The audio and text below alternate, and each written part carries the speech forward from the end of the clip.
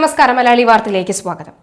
മജിസ്ട്രേറ്റിന് മുന്നിൽ ഹാജരാക്കിയ രാഹുൽ മാങ്കൂട്ടത്തിനെ കസ്റ്റഡിയിൽ വിട്ടിരിക്കുകയാണ്. 3 ദിവസത്തെ കസ്റ്റഡിയിലേക്കാണ് രാഹുൽ മാങ്കൂട്ടത്തിനെ വിട്ടിരിക്കുന്നത്.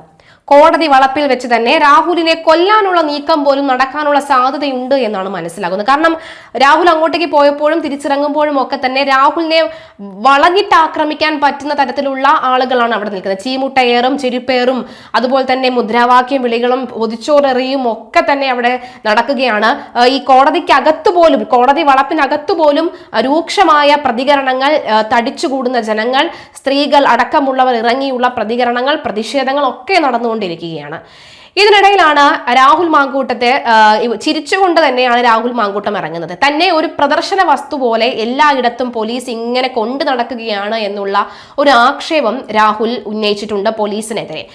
ഇനി കൃത്യമായി 3 ദിവസം മാത്രമാണ് രാഹുൽ മാങ്കൂട്ടവും അതുപോലെ തന്നെ SIT സംഘവുമായിട്ടുള്ള ഒരുമിച്ചുള്ള ദിവസങ്ങൾ ഉണ്ടാവുക. ചോദ്യം ചെയ്യലിന് ഇനി യാതൊരുവിധ സ്കോപ്പും ഇല്ല എന്ന് പറയുന്നു. കാരണം ചോദ്യം ചെയ്താൽ രാഹുൽ മറു ചോദ്യങ്ങൾ ചോദിക്കുകയാണ് ചെയ്യുന്നത് എന്നാണ് SIT പറയുന്നത്. അപ്പോൾ ആ ചോദ്യങ്ങൾക്ക് മുന്നിലൊന്നും SITക്ക് ഉത്തരം പറയാൻ തൽക്കാലം കഴിയില്ല എന്നാണ് SIT പറയുന്നത്. ഇനി തെളിവെടുപ്പാണ്. ഇതൊരു ബലാത്സംഗമാണ് എന്ന് കോടതി തന്നെ വ്യക്തമാക്കുന്നു. മജിസ്ട്രേറ്റ് അരുന്ധതി ദിലീപാണ് ഈ ഒരു കേസ് ഇപ്പോൾ എടുത്തിട്ടുള്ളത്. പ്രധാനമായും കോടതിക്കകത്ത് മജിസ്ട്രേറ്റിന് മുന്നിൽ നിരവധി കാര്യങ്ങൾ രാഹുൽ മാങ്കൂട്ടം പറയാൻ ശ്രമിച്ചിരുന്നു. ഇതൊരു രാഷ്ട്രീയ പ്രേരിതമായിട്ടുള്ള കേസാണ് എന്ന് പറയാൻ ശ്രമിച്ചിരുന്നു. ഒപ്പം അതുപോലെ തന്നെ ഒരുപാട് കാര്യങ്ങൾ, പ്രത്യേകിച്ചും ഇത് തെറ്റായ രീതിയിലാണ് അവർ അറസ്റ്റ് ചെയ്തത് തന്നെ.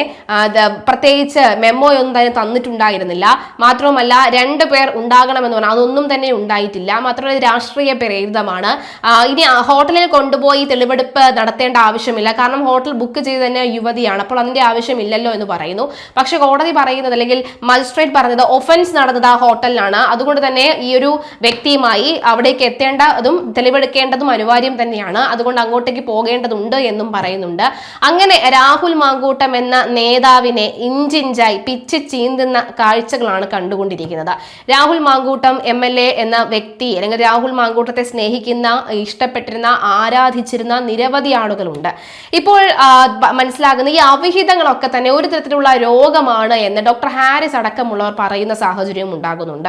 ഇവിടെ ഒരു ആണുമാണെങ്കിൽ അപ്പുറത്ത് മറുവശത്ത് ഒരു പെണ്ണും അല്ലെങ്കിൽ യുവതിയും ഉണ്ട് എന്ന് മറക്കരുത് എന്നൊരു ഓർമ്മപ്പെടുത്തൽ കൂടി അദ്ദേഹം പറഞ്ഞു വെക്കുന്ന ഒരു സാഹചര്യവും കൂടിയുണ്ട്.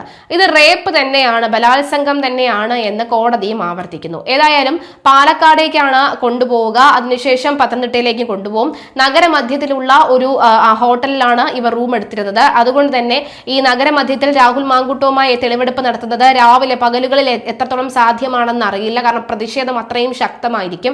അതുകൊണ്ട് ഒരു പക്ഷേ പുലർച്ചെയോ രാത്രിയോ ഒക്കെ ആയിരിക്കാം ഒരുപക്ഷെ തെളിവെടുക്കൽ നടക്കുക എന്നുള്ളതാണ് മനസ്സിലാകുന്നത്. ഏതായാലും രാഹുൽ മാങ്കൂട്ടത്തിന്റെ 3 ദിവസത്തേക്കാണ് കസ്റ്റഡിയിൽ വിട്ടിരിക്കുന്നത്. ഇനി മണിക്കൂറുകൾ മാത്രമേ ഉള്ളൂ ബാക്കി. 16-ാം തീയതി ജാമ്യവുമായി ബന്ധപ്പെട്ടുള്ള ചർച്ചകൾ നടത്താം എന്നാണ് കോടതി പറഞ്ഞിരിക്കുന്നത്. രാഹുൽ മാങ്കൂട്ടത്തിന് അഭിഭാഷകൻ മതി എന്നുള്ള രീതിയിലായിരുന്നു കാര്യങ്ങൾ നീക്കിയിരുന്നത്. എന്തായാലും രാഹുലിനെ ഇപ്പോൾ അവരുടെ കയ്യിൽ പൂർണ്ണമായും കിട്ടിയിരിക്കുകയാണ്.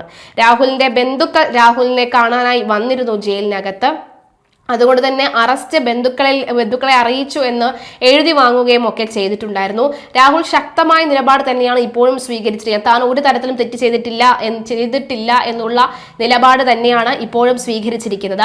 ഏതായാലും നിലവിലെ സാഹചര്യത്തിൽ രാഹുൽ മാങ്കൂട്ടത്തിൽ കൃത്യമായി തന്നെ കാര്യങ്ങൾ നോക്കിക്കാണുന്നു എന്നാണ് മനസ്സിലാക്കുന്നത്. എന്തായാലും രാഹുലുമായി നടത്തുന്ന ഈ പ്രദർശനം അതൊന്ന് ഒഴിവാക്കാൻ നിങ്ങൾക്ക് എന്തെങ്കിലും ചെയ്തു തരാൻ കഴിയുമോ എന്ന് മജിസ്ട്രേറ്റിനോട് ചോദിക്കുന്ന ഒരു സാഹചര്യം ഉണ്ടായിരുന്നു. രാഹുൽ കൂട്ടത്തിനെ പുറത്തേക്ക് ഇറക്കാതെ നിർത്തിയിരിക്കുകയാണ്. നിലവിൽ പുറത്തേക്ക് ഇറക്കാതെ അകത്ത് തന്നെയാണ് നിർത്തിയിരിക്കുന്നത്. രാഹുലിനെ പുറത്തിറക്കിയാൽ രൂക്ഷമായ പ്രതികരണങ്ങൾ ഉണ്ടാവും. ചീമുട്ടയൊക്കെ തന്നെ നേരത്തെ ഉണ്ടായിരുന്നു. ഇനി രാഹുലിനെ ഉപദ്രവിക്കാൻ തക്ക വിധത്തിലുള്ള ഏതെങ്കിലും തരത്തിലുള്ള മാരക വസ്തുക്കളുമായി ഉണ്ടോ എന്ന് പോലും അറിയില്ല. എന്തായാലും രാഹുലിനെ പുറത്തിറക്കുന്നത് കാത്ത് കോടതിക്ക് പുറത്ത് അനവധി ആളുകൾ എന്നാണ് പറയുന്നത്.